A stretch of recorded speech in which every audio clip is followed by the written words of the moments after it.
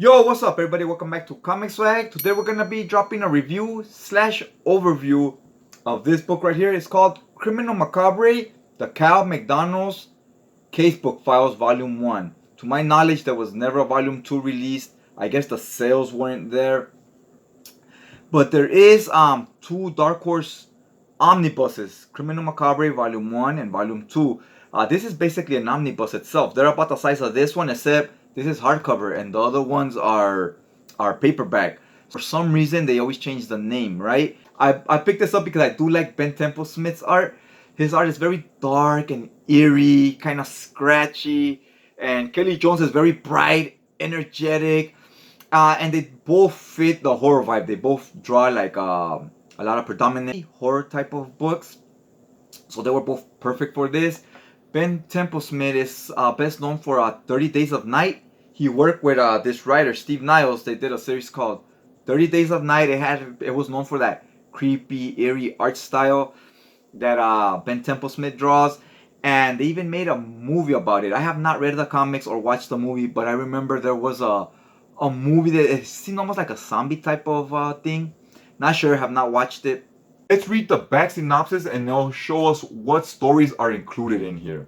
So it says, from the creators of 30 Days of Night, in the dark and gritty city of Los Angeles, one man stands between man and monster, Cal McDonald, a private detective with scotch for blood and investigates the cases that no one else will. This special hardcover edition features the cases that started it all, bringing Cal from his hometown in DC to La La Land with his creepy ghoul sidekick, Moloch. Criminal Macabre includes a Cal McDonald mystery, Love Me Tenderloin, Last Train to Deadsville, Hairball, Supernatural, Frank Machine, and a letter from BS. Okay, so this is the book. Front cover, back cover, and the spine. It says here Criminal Macabre. You have Ben Templesmith on the cover. You see like the scratchy art, the backgrounds. This is Cal McDonald, our main character. It's written by Steve Niles. Artwork by Ben Templesmith, Kelley Jones. And it says Casey Jones. I do not remember seeing any of his art in here. I really enjoy the spine here. It says Volume 1. Like I said, Volume 2 never got released. And you have this guy here in the middle. I don't know if that's Cal McDonald or his sidekick, because he has a cool sidekick, kind of like a zombie type of character. Almost looks like Frankenstein, depending on who's drawing him. And this looks more like that character than it does like Cal McDonald. The Dark Horse logo. This comes in at $34.99 cover price. And it has 559 pages. So it's a big book. Pretty good read. You get about 7 short stories. They're each about 2 or 3 issues each. Here you got this character back here. Got all this going on. Looks real nice. So when you start the book, it has black inner covers. It says right there, Criminal Macabre, the Cal McDonald Casebook. So there's the title. Here you have everyone that worked on it. Nice cover here as well. Here you have the table of contents. All the story arcs, 1, 2, 3, 4, 5, 6, 7 story arcs. And on page 545, a sketchbook starts with extras and stuff like that. Now, Dark Horse is a staple in their omnibuses. They always have, like for example, here it says Hairball. Here you get a cover. This is a Casey Jones cover.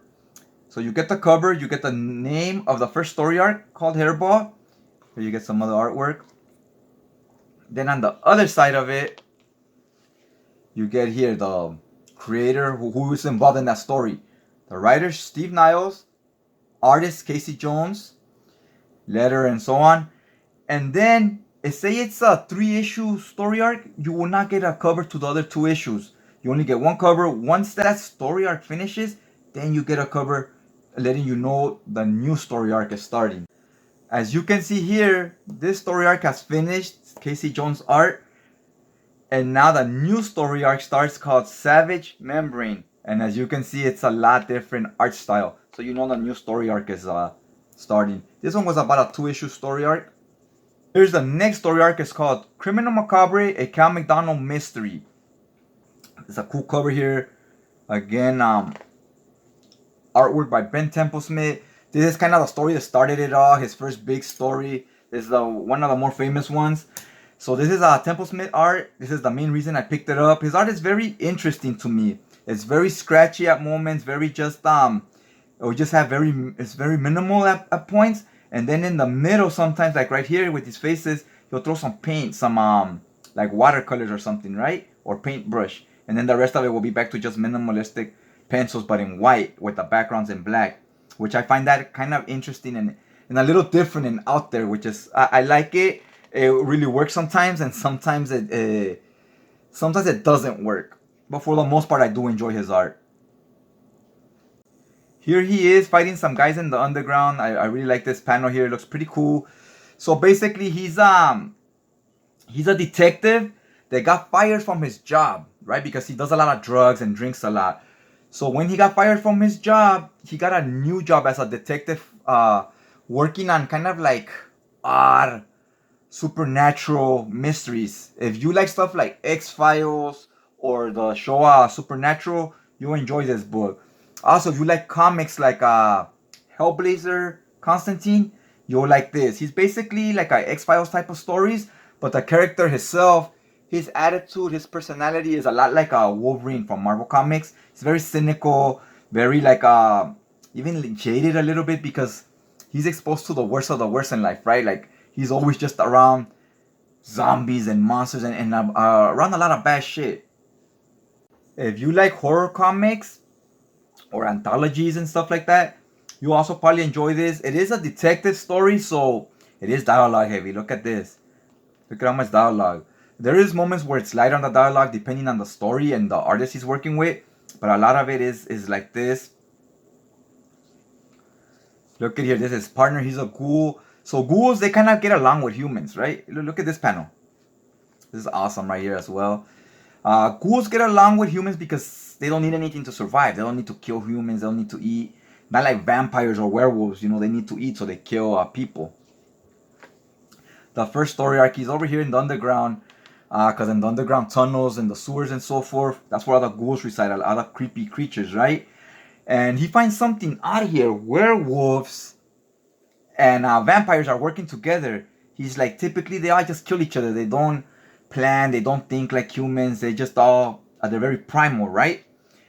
And barbaric. And these guys are more like, they work together. They're educated. So he finds that kind of odd. So that's a crazy story right here. It's one of the longer ones in the book. This next story, this is a good one. This one's called Love Me Tenderloin. So basically, Cal McDonald is working on this mystery where this meatpacking plant has been, it's kind of like being haunted. And there's a monster there. And look at this when we get to the next page. Bam! Look at this meat monster. He's just running amok right here, running through everybody. Love this two-page spread. Some good artwork here by Ben Templesmith.